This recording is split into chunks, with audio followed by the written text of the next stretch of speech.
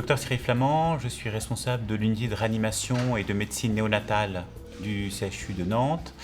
Notre unité est spécialisée dans la prise en charge des enfants prématurés et en particulier grands prématurés. Alors pour nous, cliniciens, c'est extrêmement important d'avoir une unité de recherche associée à notre unité et la prise en charge nutritionnelle des enfants prématurés est un axe majeur. Et donc FAN est un atout pour notre service. Un certain nombre de recherches sont l'aboutissement des données expérimentales de FAN. Et cette recherche clinique se doit d'être poursuivie autant que possible, car elle est associée à une meilleure prise en charge de tous ces enfants très grands prématurés. Docteur Laure Simon, je suis pédiatre en réanimation néonatale et doctorante dans l'unité FAN.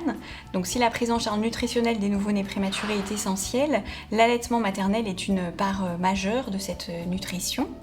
Donc le sujet de ma thèse consiste à étudier l'impact de la composition en protéines du lait maternel sur le neurodéveloppement à 2 ans de ces nouveau-nés prématurés et sur leur croissance hospitalière, ainsi que sur leur qualité de croissance, donc en étudiant la composition corporelle.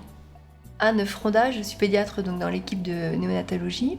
J'ai soutenu ma thèse en décembre 2014 dans l'unité FAN. J'ai travaillé principalement sur les méthodes pour étudier la composition corporelle des enfants prématurés. Donc pour cela, nous avions acquis un plétismographe par déplacement d'air. Et tout d'abord, nous avons essayé de travailler sur la validité des résultats donnés par cette machine. Pour cela, j'ai fait un travail en collaboration avec l'équipe ADNC de Rennes, où nous avons en fait travaillé à partir de cochons de différents poids et différentes quantités de masse grasse pour savoir comment analyser les résultats donnés par le plétismographe lors des études chez les nouveau-nés. Donc ces travaux secondaires réalisés chez les nouveau-nés nous ont montré qu'en fait les enfants prématurés ont un déficit de masse maigre en sortie d'hospitalisation.